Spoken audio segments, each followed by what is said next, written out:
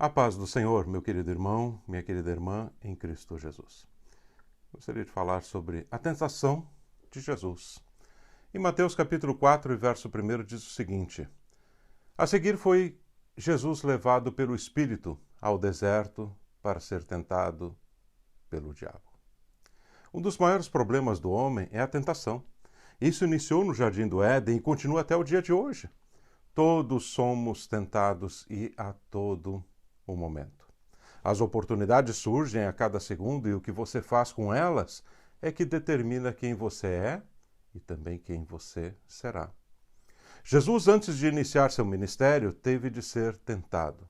A Bíblia informa que não foram apenas 3 tipos de tentações, mas que todos os dias, segundo o Evangelho de Marcos, escreve, durante os 40 dias Jesus foi tentado. E em Hebreus 4,15 diz que porque não temos sumo sacerdote que não possa compadecer-se das nossas fraquezas, antes ele foi tentado em todas as coisas à nossa semelhança, mas sem pecado. Creio que muitas tentações que Jesus passou e que não foram relatadas nos evangelhos foram tentações iguais às nossas. E isso é muito importante dizer, pois ele experimentou de forma humana o que vivemos e como nosso advogado, conhecedor de nossas fraquezas, ele pode entender e argumentar com o Deus Pai para as nossas necessidades e dificuldades. Glória a Deus. Graças a Deus por Jesus Cristo, nosso advogado fiel. Jesus nunca caiu em nenhuma tentação, embora Satanás fizesse de tudo e fez de tudo para que isso acontecesse. Mas vamos à história naqueles dias para entendermos melhor o que aconteceu. Jesus tinha sido batizado, tinha cerca de 30 anos de idade. Deus então bradou do céu dizendo: Esse é o meu filho amado em quem me comprazo ou em quem me alegro. O Espírito Santo pôde ser visto em forma de pomba, e este é o único relato bíblico em que as 3 pessoas da Trindade se manifestam e podem ser entendidas pelo ser humano. Deus Pai bradando dos altos céus, o Espírito Santo se apresentando como uma pomba e voando ali, e Jesus saindo das águas de onde foi batizado. Em nenhum outro momento em toda a Bíblia temos algo similar, a Trindade sendo manifesta diante dos homens. Jesus então fica alguns dias com seus discípulos e creio que está muito alegre. Imagina, acabou de iniciar o seu ministério, ele está dando o primeiro passo. E alguns dizem e perguntam, por que nós não temos informação de Jesus até os 30 anos? De acordo com alguns eruditos, o motivo é que um judeu somente poderia falar em público e ser ouvido e respeitada a sua fala se tivesse no mínimo 30 anos de idade. E se isso é verdade, esta é a razão porque quase nada temos do passado de Jesus, sendo apenas as menções do seu nascimento e da sua pré-adolescência com cerca de 12 anos de idade. Mas voltando à linha daquilo que estávamos estudando aqui, Jesus estava feliz e regozijando. Foi confirmada a sua autoridade como Filho de Deus, no entanto, algo o esperava logo à frente. Não gostamos de situações adversas, mas elas vêm para todos nós, e nem mesmo Jesus foi poupado dessas situações. Veja que Deus Pai poderia ter colocado Jesus dentro de um berço de ouro, mas não o fez. Poderia ter lhe dado muitos recursos financeiros, mas não o fez. E naqueles dias havia apenas 2 classes sociais, a dos pobres e a dos ricos. Pouquíssimas pessoas, mas muito poucas mesmo, ficavam entre as duas, por isso não era nem considerado uma classe média. Então havia apenas os ricos e havia apenas os pobres. E a maior parte vivia na pobreza. Jesus era um camponês. Vivia junto à sua família, lutando para sobreviver. Nenhum milagre lhe foi imputado até que seu ministério desse início. Embora haja alguns livros apócrifos que falam sobre alguns milagres de Jesus quando criança, no entanto, esses livros não são inspirados, são vindos de Alexandria e nada tem a ver com as Escrituras, são apenas lendas. A Bíblia diz que Jesus, depois de ser batizado, é levado pelo Espírito Santo para o deserto para ser tentado pelo diabo. Isso é algo que em nossa mente jamais conseguiríamos aceitar. O Filho de Deus que está para iniciar seu ministério, depois de passar por tantas provas, é levado pelo Espírito de Deus para um lugar onde o diabo está. Parece um contrassenso. Parece que está tudo errado, não é? Olhamos para as nossas vidas e dizemos: Deus jamais vai me passar ou vai me fazer enfrentar o diabo. Ele quer que eu fique cada vez mais perto da luz, nunca das trevas. Mas tudo isso depende de como Deus vai querer te usar. Deus Pai sempre tem planos exclusivos para cada um de nós. Nenhum de nós recebeu o mesmo plano de Deus. Cada um tem um plano de Deus específico, feito pelo Senhor de uma forma única. Isso nos assusta às vezes, pois nós, como seres humanos, amamos aquilo que é padrão, aquilo que é padronizado, porque é mais fácil de entender e administrar. Quer ver um exemplo? Estradas são feitas para apenas colocar o seu carro e dirigir nelas. Imagina se de repente uma estrada acaba e tem um desfiladeiro, tem um precipício. Imagine se a estrada de repente termina no mar ou termina no rio. E se você não tiver certeza da forma como as estradas foram construídas e para onde elas te levam, jamais você andaria com alta velocidade. Mas porque sabemos que elas são confiáveis, podemos andar com mais facilidade, com mais tranquilidade. Isso é apenas um exemplo de padrão que nós gostamos e apreciamos. Mas Deus, quando fez planos para cada um de nós, o fez de forma exclusiva. O plano de um não serve para o outro, e assim por diante. No caso de Jesus, o plano também era único, e ele deveria enfrentar as forças de Satanás e derrotá-lo dentro do seu próprio mundo.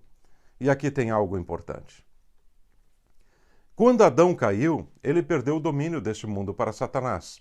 Quando Jesus veio a este mundo e enfrentou a Satanás e o derrotou na tentação no deserto, trouxe ao homem a oportunidade de vitória novamente. Em outras palavras, Satanás não pode fazer o que ele diz que fará, a menos que você permita que ele faça, pois ele não tem mais poder sobre os filhos de Deus. Aleluia! Jesus vai para o deserto. De fato, ele já estava no deserto, mas ele vai para um lugar ainda mais deserto, no meio das feras, para ser tentado pelo diabo. Jesus, mais uma vez, deixando claro aqui que foi conduzido pelo Espírito Santo para fazer isso. Jejuou 40 dias e 40 noites, e a menos que Deus lhe impulsione a fazer isso, jamais tente fazer por sua própria vontade, pois é o limite do ser humano e não deve ser feito. Jejuar é importantíssimo, tanto para nos aproximarmos mais de Deus, como para obtermos vitórias neste mundo.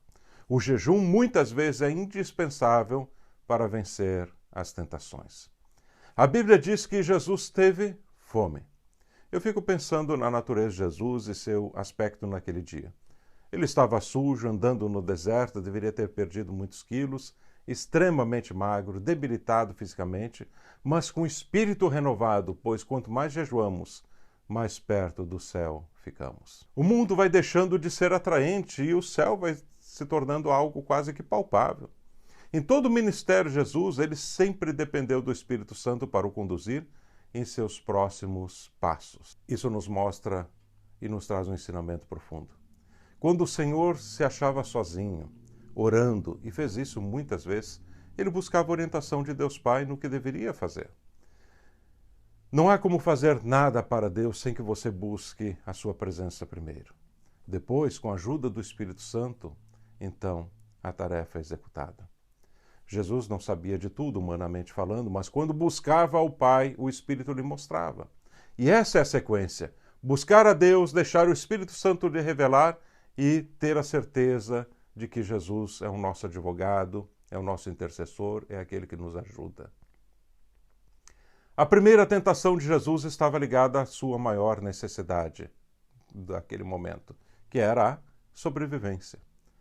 A fome, a necessidade indispensável para a vida, precisa ser saciada com alimento. Qualquer um de nós pode sobreviver se não tiver uma roupa nova, se não tiver uma casa nova, um carro novo, um emprego novo, mas ninguém consegue sobreviver sem se alimentar. Nós somos um organismo e dependemos do alimento para sobreviver.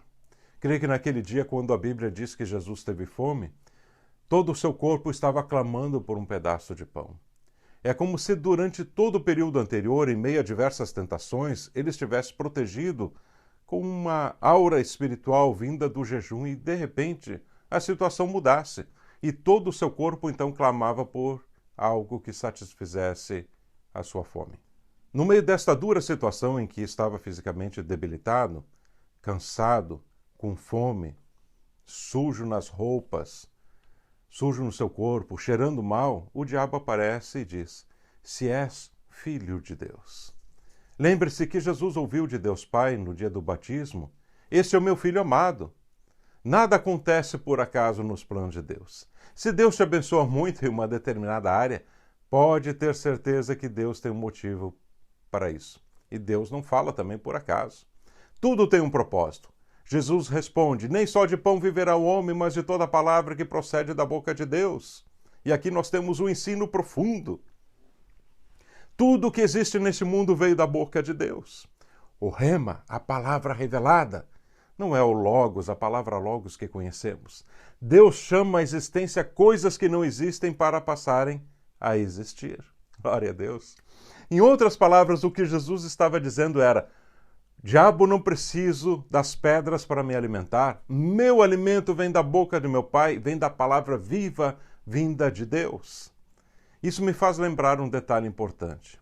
Quando Jesus estava, após a sua ressurreição, junto ao mar da Galileia, perguntou aos discípulos: filhos, tendes algo de comer? E eles não tinham nada, e Jesus estava com fome. Mas quando os discípulos chegaram na praia, havia fogo, peixes e pão para todos. E de onde que você acha que o Senhor Jesus tirou tudo aquilo?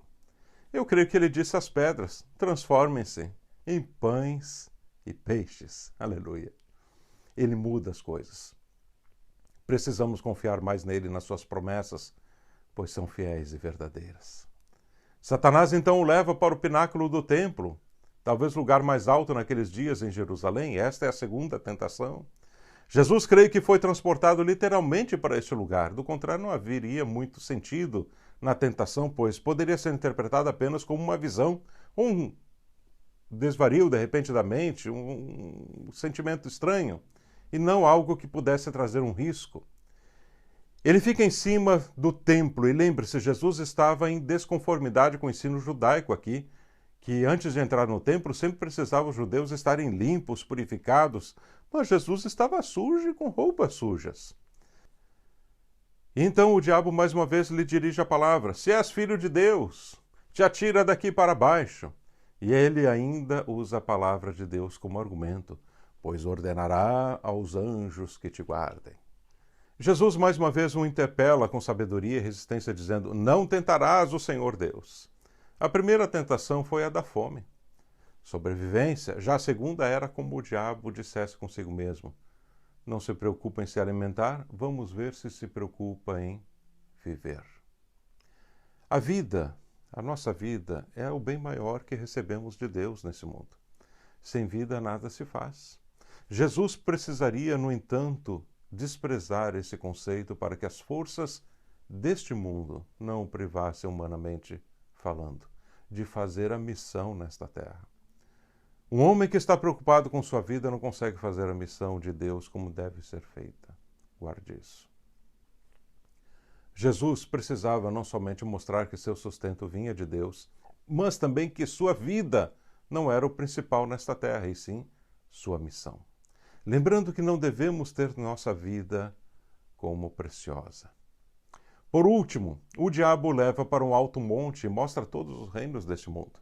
Não sabemos como isso se deu e pode ter ocorrido aqui um exagero de linguagem, apenas querendo apresentar todas as possibilidades que Jesus teria se tivesse adorado ao diabo. Jesus então responde a Satanás dizendo: retira-te, Satanás, pois está escrito: somente ao Senhor teu Deus adorarás e somente a Ele prestarás culto. Temos 3 pontos importantes aqui. Primeiro, a questão de reino eterno, vinculada à vida eterna e troca de Senhor. Em outras palavras, esta última tentação tem a ver com a eternidade. Ou terá os reinos deste mundo ou o reino eterno. Resumindo, as 3 tentações de Jesus foram de sobrevivência, o anseio do homem para se manter vivo, de desprezo à vida, por amor a Deus e sua missão e, por fim, a visão correta do mundo secular diante da eternidade sem Deus. Mas voltando aos 3 pontos antes de encerrar esta palavra. O primeiro ponto é a questão do reino. O segundo, que Satanás não pode ser expulso. Apenas demônios são expulsos. Jesus disse: retira-te, se afasta, fique longe. A Bíblia diz que devemos resistir ao diabo e ele fugirá de nós. E terceiro ponto, o reino deste mundo pertence ao diabo. E este foi desprezado por Jesus. Você não vai conseguir fazer obras de Deus nesta terra se não entender esses 3 pontos. 1, que Deus é que te sustenta. 2, a missão de Deus vale mais do que a tua vida. E 3, nada neste mundo tem valor e merece nossa adoração perante Deus. Por último, Deus é que determina o tempo da tentação e ela não é maior do que a nossa capacidade de resistência. Paulo escreveu em 1 Coríntios 10:13, não vos sobreveio tentação que não fosse humana, mas Deus é fiel e não permitirá que sejais tentados além das vossas forças. Pelo contrário, juntamente com a tentação vos proverá livramento, um escape, de sorte que a possais suportar. Que Deus te abençoe.